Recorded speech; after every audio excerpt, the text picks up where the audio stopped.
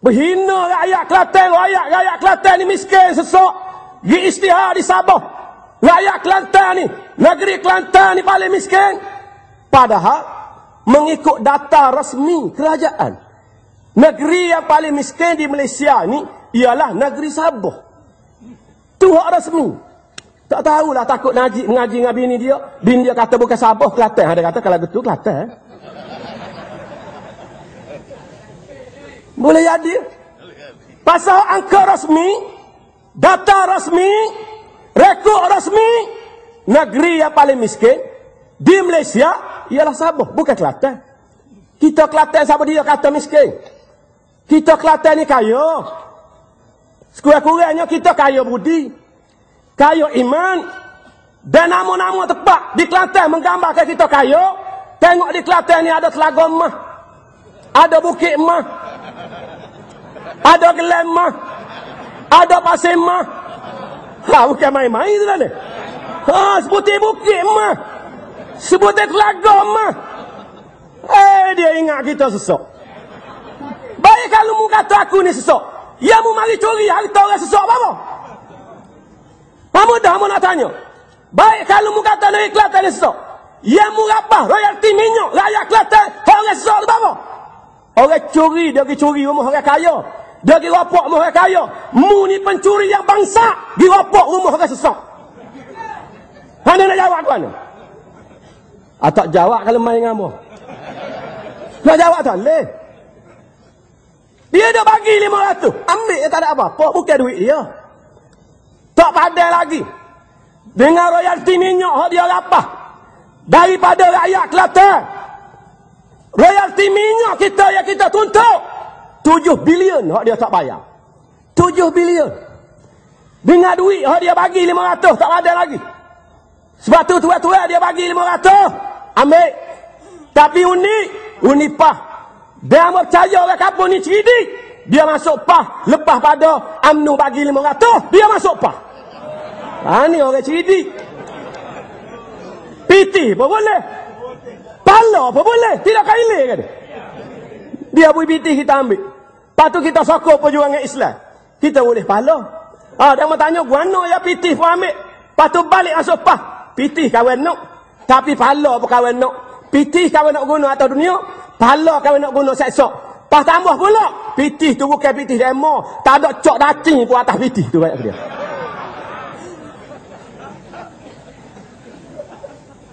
Hadirin dan hadirat, muslimin dan muslimat yang dihormati lagi dikasih sekalian. Sepatutnya Najib sebagai Perdana Menteri, dia kena bayar royalti minyak kepada rakyat Kelantan. Sebab apa mereka kata begitu?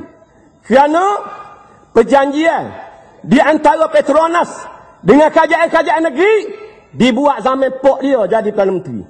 Zaman Tun Razak jadi Perdana Menteri.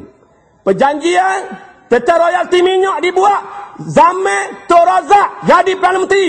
Tahun 75. Perjanjian dibuat di antara Petronas dengan kerajaan-kerajaan negeri.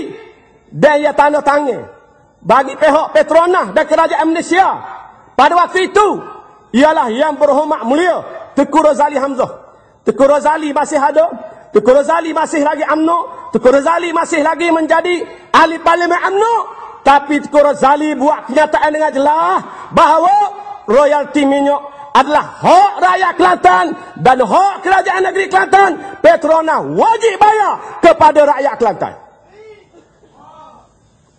Ini hak derah perlembagaan, hak derah perjanjian ni pun masih hidup. Tun Saleh Abah, Tun Saleh Abah dalam taklimat kepada wakil-wakil rakyat dan pegawai-pegawai kanan kerajaan negeri menyatakan dengan tegas bahawa royalti minyak adalah hak rakyat Kelantan, wajib dibayar pada rakyat Kelantan. Bagi hamba, kalau zaman Dr. Mahathir dia tak bayar, tahan lagi walaupun salah juga. Boleh jadi Dr. Mahathir kata hak berjanji bukan aku, Tun Razak berjanji. Tun Razak bukan pok aku. Dia berjanji itu dia punya pasal. Tapi zaman aku tak saya bayar. Kerana aku tak berjanji. Kalau zaman Pak Allah tak saya bayar royalti minyak, tahan lagi bagi hamba. Pasal Pak Allah boleh kata hak berjanji Tun Razak bukan aku. Tun Razak bukan pok aku. Tetapi Najib dia nak jawab gua tu. Tu razak pok dia. Tu razak pok dia. Patut dia kena kata, kalau Mahathir tak bayar, tak apa, tak saya bayar zaman dia. Sebab tu razak bukan pok dia. Kalau Pak Allah tak saya bayar royalti minyak kepada rakyat Kelantan, zaman dia jadi Perdana Menteri, tak apa. Sebab tu razak bukan pok dia. Tapi aku wajib bayar kerana tu razak pok aku berjanji dengan rakyat Kelantan. Itu baru anak yang baik. Tidak begitu lah. Cuba tengok tempat mati, tempat kita. Bila pok mati, bila anak mati, bila pok mati, mak dia mati, dia panggil orang semaya-maya. Biasanya ada kita raja kelih di kawasan kita sendiri, anak dia bila orang nak bawa mayat kubur, dia kata sebentar mau nak kecek. Dia wisalam, assalamualaikum warahmatullahi taala wabarakatuh. Ambo ni anak mulah ni. Ambo ni mewakili keluarga mulah ni. Kalau bahasa ada gapo-gapo hak sakut dengan mulah ni butai ke, mulah ni berjanji gapo ke, minta tutup dengan ambo lah, ambo akan tunang. Bagi pihak mulah ni, kerana ambo nak suruh roh mulah ni masuk kubur dalam keadaan yang tenang. Biar tak sakut gapo. Tidak begitu kan? Tolong besar kepada Datuk Seri Najib. Pok dia berjanji. Pok dia berjanji. Tolong siapa? Kalau ada SB tolong siapa? Dia mau ayat benar tu. Kalau ada pemimpin UMNO, tolong siapa? Ambil CD UMNO ni siapa ke dia? Siapa ke dia? Jadilah anak yang baik. Bila dia jadi anak yang baik, Allah Ta'ala telah takdirkan dia. Bukan saja pok dia jadi Perdana Menteri, dia pun jadi Perdana Menteri. Dia kena ingat, hak berjanji nak bayar royalti minyak ni ialah pok dia. Dan menjadi kewajipan dia menunaikan janji pok dia, barulah dia boleh dianggap sebagai anak yang baik. Tapi tuan-tuan, kalau hak pok dia berjanji pun dia tak tunang, hak dia berjanji dengan adik kakak ni yang merasa tak ada jaminan dia akan tunang. Hak dengan pok dia tak tunang. Ini kita kena faham. Benda ni benda sakut dengan ajaran agama. Nah, Allah Ta'ala sebut dalam Quran, wa may yaghlul ya'ti bima ghalla yaumal qiyamah. Siapa dia tipu bagi orang, lelak bagi orang, dia akan bawa benda tu pada hari kiamat kelak. Boleh tengoklah pemimpin UMNO pikul tu minyak esok. Pada masa boleh tengoklah. Dan kita kena ingat bila berjanji, Islam ajar dan Nabi kita ajar berjanji wajib kena tunang.